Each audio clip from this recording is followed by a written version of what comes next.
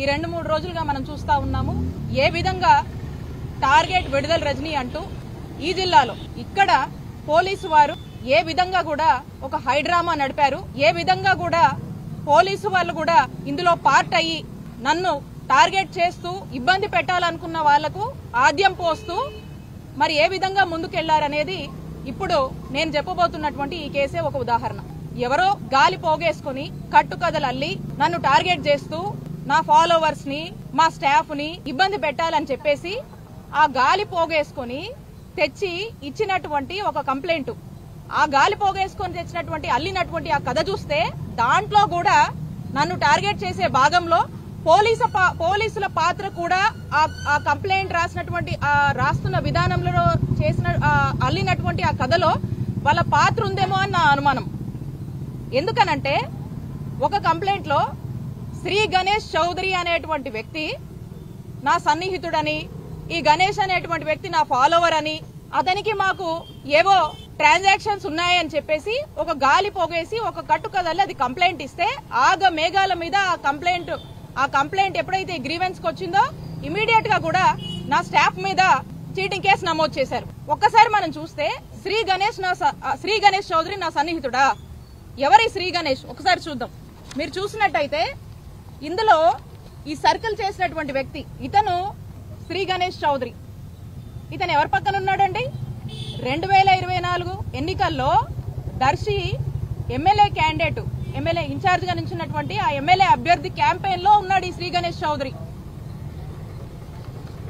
ఎంతో సన్నిహితంగా క్యాంపెయిన్ చేస్తూ వారి కోసం ప్రచారంలో మాట్లాడుతున్నటువంటి ఫోటోలు, ఆ దర్శి క్యాంపెయిన్ లో పార్టిసిపేట్ చేసినటువంటి ఫోటోలు,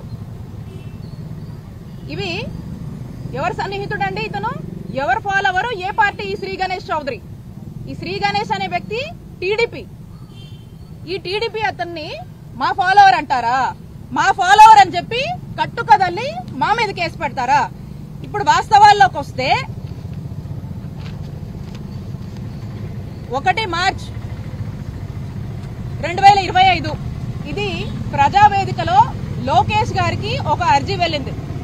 ఇది లోకేష్ గారికి ఇచ్చినటువంటి అర్జీ. ఈ అర్జీలో ఏమని ఉందంటే, చంద్రగిరి శ్రీనివాస్ రెడ్డి అనేటువంటి వ్యక్తి, ఇది ప్రకాశం జిల్లా దర్శిలో ఇచ్చినటువంటి ఈ అర్జీ. ఇందులో ఏమనంటే జాబ్స్ ఇప్పిస్తానని ఈ బత్తుల శ్రీ గణేష్ అనేటువంటి వ్యక్తి చిలుకలూరుపేట నివాసి 35 లక్షలు తీసుకున్నారు, మాకు న్యాయం చేయండి అని ఒక కంప్లైంట్. ఈ అర్జీలో క్లియర్ గా మీడియా వాళ్ళకు కూడా చెప్తా ఉన్నా, సార్ బత్తుల శ్రీ గణేష్ అనే వ్యక్తి నాకు గుంటూరు విజ్ఞాన్ కాలేజ్ దగ్గర మా అమ్మాయికి సీట్ ఇస్తానని పరిచయం అయ్యాడు. నేను పత్తిపాటి పుల్లారావు మంత్రి గారి దగ్గర ఉంటానని చెప్పాను. చెప్పి అతను ఉద్యోగం ఇప్పిస్తానని చెప్పి మా దగ్గర 35 లక్షలు తీసుకున్నాడు ఈ శ్రీ గణేష్. తీసుకొని 10 సంవత్సరాలైంది. ఈరోజు మనం మాట్లాడుతున్నాము 2025. 10 సంవత్సరాలంటే 2015లో ఏ పార్టీ అధికారంలో ఉంది? ఇతను స్పష్టంగా చెప్తున్నాడు, పత్తిపాటి పుల్లారావు గారి ప్రధాన అనుచరుని, సన్నిహితంగా ఉంటానని చెప్పి ఈ కంప్లైంట్ లోనే రాశారు.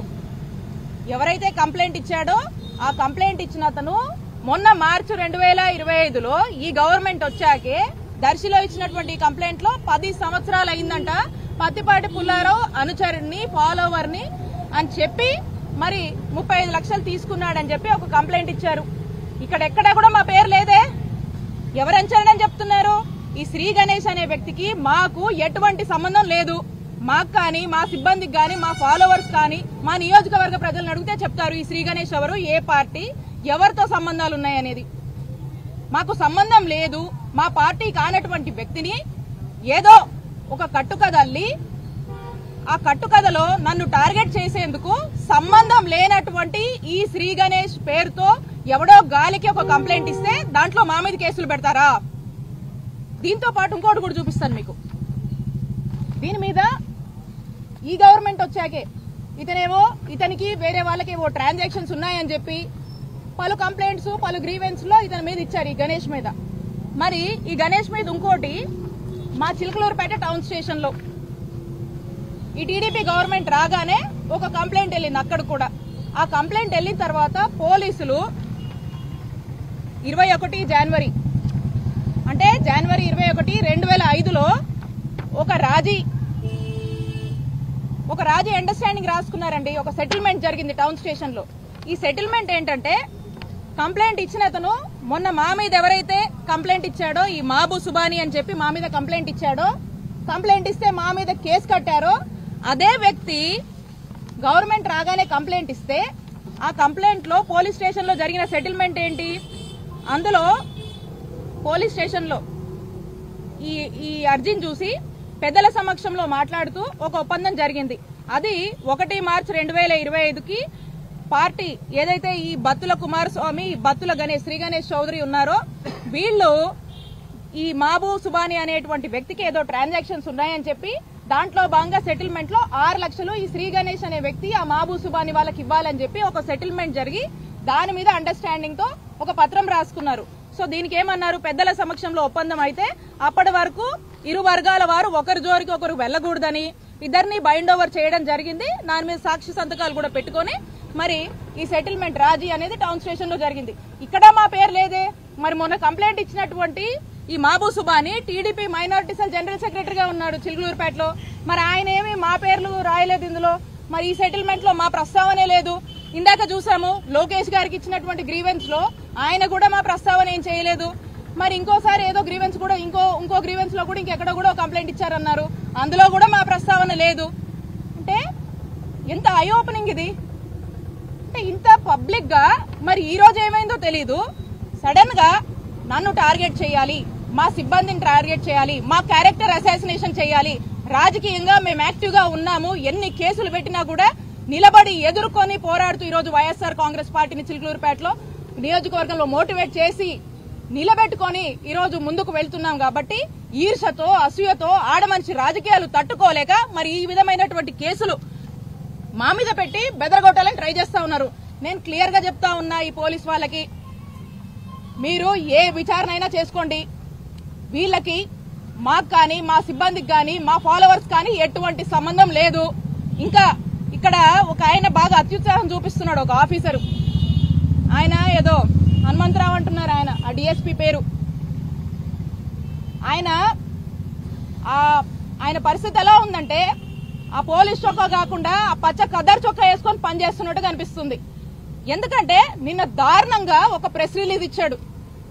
ఆ ప్రెస్ రిలీజ్ ఎంత ఎక్స్ట్రీమ్ గా ఎంత దారుణంగా ఇచ్చాడంటే, కనీసము ఒక కంప్లైంట్ వస్తే ప్రిలిమినరీ ఇన్వెస్టిగేషన్ చేసుకునేది లేదా, ఏ ఇన్వెస్టిగేషన్ లేకుండా వాస్తవాలకు వెళ్లకుండా సంబంధం లేనటువంటి వ్యక్తులు ఒక గాలి పోగేసుకుని కట్టుకదల్లి కంప్లైంట్ ఇస్తే మా మీద కేసులు కడతారా? ఏమనుకుంటున్నారు? అంటే ప్రజలు ఇవన్నీ గమనించట్లేదా? మీరు ఇంత దుర్మార్గంగా వ్యవహరించి మాకు సంబంధం లేకపోయినా మాకు సంబంధం ఉందని చెప్పి మీరు ఏదైతే కంప్లైంట్ కట్టి ఫేక్ కేసులు కట్టి మమ్మల్ని ఇబ్బంది పెడుతున్నారో, నేను చెప్తా ఉన్నా, కయ్యానికి కాలు దూకుందామని ఏదో కేసులు పెడితే మీ పొలిటీషియన్స్ ఎవడో ఇంప్రెస్ అవుతాడని చెప్పి కాలు దూకొని వచ్చి ఇక్కడ దాకా వచ్చి పిచ్చి పిచ్చి గాలి పోగేసుకొని కంప్లైంట్ ఇస్తున్న వాళ్ళకి, అలాగే బాసుల మెప్పుల కోసమో ప్రమోషన్ల కోసమో పోస్టుల కోసమో మరి ఎగబడి పనిచేస్తున్నటువంటి ఈ ఆఫీసర్లకు కూడా చెప్తా ఉన్నా, ప్రతిదీ రికార్డ్ అవుతా ఉంది. ప్రతి దానికి కూడా మీరు చట్టం ముందు ఒక రోజు ఆన్సరబుల్. నేను ఖచ్చితంగా చెప్తా ఉన్నా, మీ ఎవ్వరిని వదిలిపెట్టను. మేము ఇక్కడే ఉండి ఖచ్చితంగా ఇలాంటి వాటిని వాళ్ళ వెనకాలండి ఆడిస్తున్న వాళ్ళ సంగతి కూడా తేలుస్తానని చెప్తున్నా. అలాగే మీరు చూస్తా ఉన్నారు. ఇక వాస్తవాలకు వస్తే ఈ పోలీసుల పరిస్థితి ఎట్లా ఉందంటే, ఈ పోలీసుల పరిస్థితి జిల్లాలో గాని నియోజకవర్గంలో గాని వీళ్ళది ఏంటి సిద్ధాంతం అంటే, వీళ్ళ యూనిఫామ్ లోనేమో 3 సింహాలు ఉంటాయి, వీళ్ళు మాత్రము 3 పార్టీలకు ఏకపక్షంగా పనిచేయడానికే ఉన్నారు. ఎంత అంటే పొద్దున్నేస్తే వీళ్ళ ఉద్దేశం ఒకటే, వైఎస్ఆర్ కాంగ్రెస్ పార్టీ వాళ్ళని టార్గెట్ చేయాలి, వాళ్ళు ప్రజల పక్షాన పోరాడుతుంటే గొంతు నొక్కేయాలి, నోరు మూపించాలి, కదలాడకుండా ఇంట్లో కూర్చోబెట్టాలి.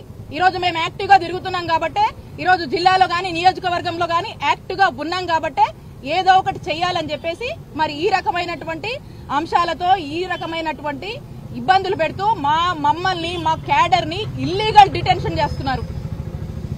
పోలీసులు గూండాల్లా ప్రవర్తిస్తున్నారు.